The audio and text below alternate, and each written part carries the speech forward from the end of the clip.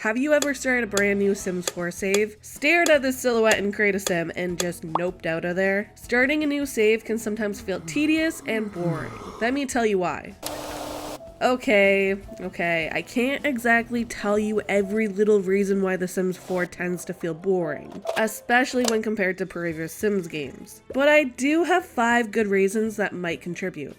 Talking about previous Sims games, you can purchase Sims 3 and pretty much all of the DLC for a great price at Instant Gaming. You're seeing that correctly. The Sims 3 base game is 95% off, which is a huge steal. When you purchase anything using the Instant Gaming links in the video description, I do get a small commission, so you're not only getting good prices on PC, PlayStation, Xbox, and Nintendo games, but you're also supporting my channel, so thank you. Alrighty, let's get to the good. Sims are goofy. No, I'm not saying that in a good way. Sims in The Sims 4 tend to act very goofy.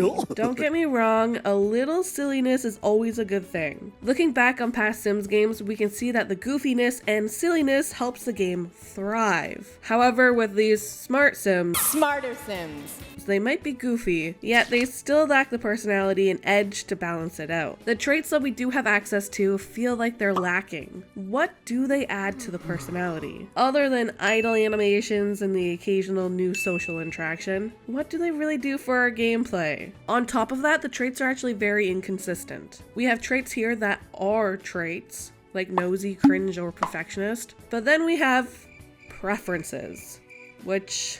okay, alright. When the game first came out, we didn't have likes and dislikes, so I can kinda understand why they did it like this, but this should have been changed up when they did implement preferences. All of the personality traits that were in that category should have been removed and placed into the preferences section, and then replaced by something else. Instead of having a cat or dog lover, we could have that in likes and dislikes, which then could be added to with each new animal type, like horses, rodents, cows, llamas, or chickens.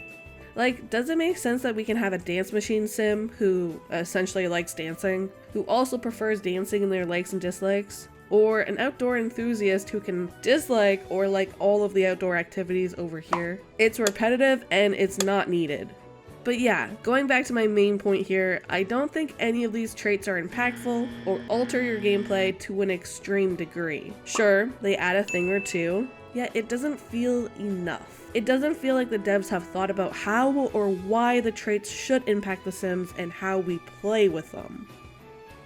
On that note, I want to talk about how safe and sanitized Sims 4 is, particularly when compared to past games. Despite the game being rated T for teens, and the majority of their fan base being teens, young adults, or even older adults, Sims 4 is being marketed towards kids. Don't believe me? Watch this promo.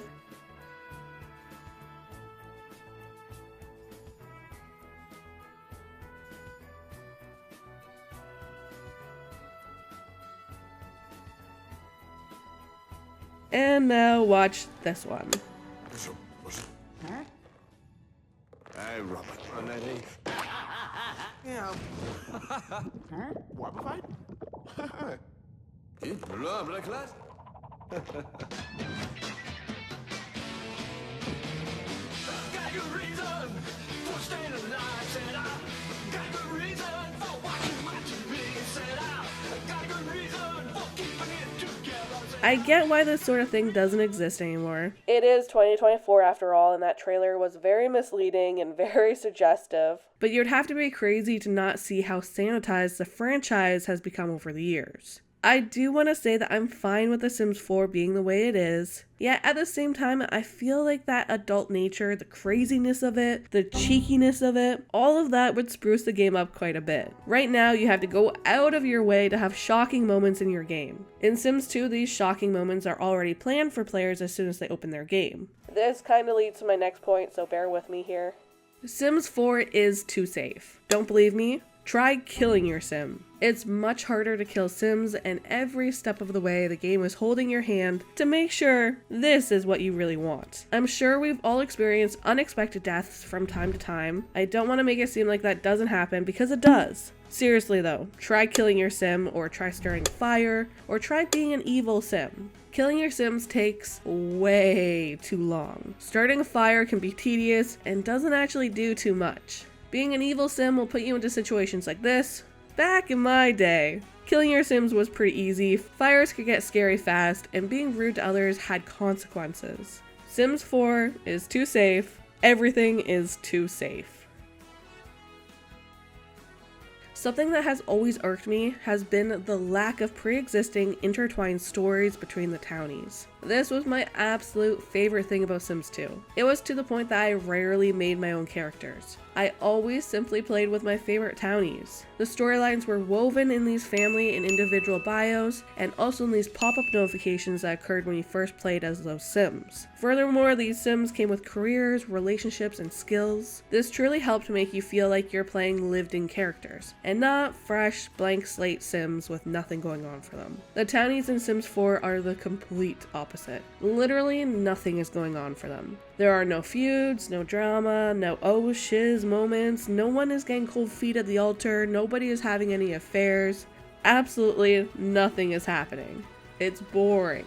I guess this has gone slightly better with new DLCs like Growing Together, where the townies seem to actually know each other. Yet when you play as them, it doesn't matter, now does it? Nope, not at all. It's like it doesn't even exist. Then when you create your own Sims, it's a similar thing. They have no prior relationships, no skills, no career, nothing. You can't get away from these brand new fresh Sims, and it is so boring sometimes. And that sort of leads into my next point. As a player, I always wonder, what should I do next? What do I do? What should I be doing? What would make sense? The question of what's next not only happens when I play townies, but also happens with my own characters. Sometimes I know exactly what I want to do, yet those moments are fleeting and it always comes back down to, what the heck should I be doing right now? Then I get bored and I move on. I think to a degree this has always been an issue in this sort of game. You have to be self-motivated and get into a groove of whatever it is that you're doing. I also think it's much easier to get into that groove and to feel like that when random crazy stuff can happen to your characters and you have to readjust or work around that. You know what I mean, Jellybean? It just seems easier that way.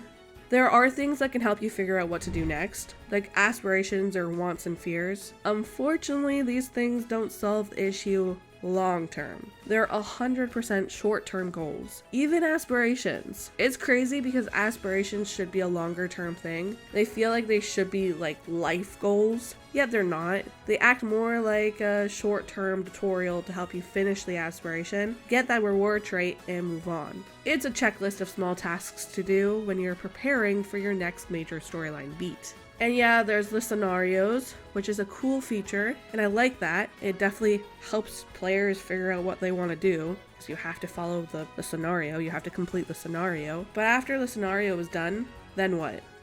Our final point for why The Sims 4 feels boring would be how it's been developed. It was never supposed to be what it is today. In fact, it never was supposed to be how it was when it was launched 10 years ago in September. Wow, holy. It was originally going to be a multiplayer game, but that was changed at the last second. That aside though, the game has been developed in the most unorganized way. In a lazy way. Broken packs like Dino or My Wedding Stories has been forgotten about, abandoned really. There's a lack of meaningful features. Some features feel like they should be meaningful, yet they're developed in a way that means that they're not, since some players won't be purchasing that DLC. It feels like the developers are scared to put actual meaningful, impactful features behind paywalls, which understandable, but also Then we're left with all of these disjointed features. A simple yet great example of this would be careers. How many different types of influencer careers do we need? How many different types of streamers do we need?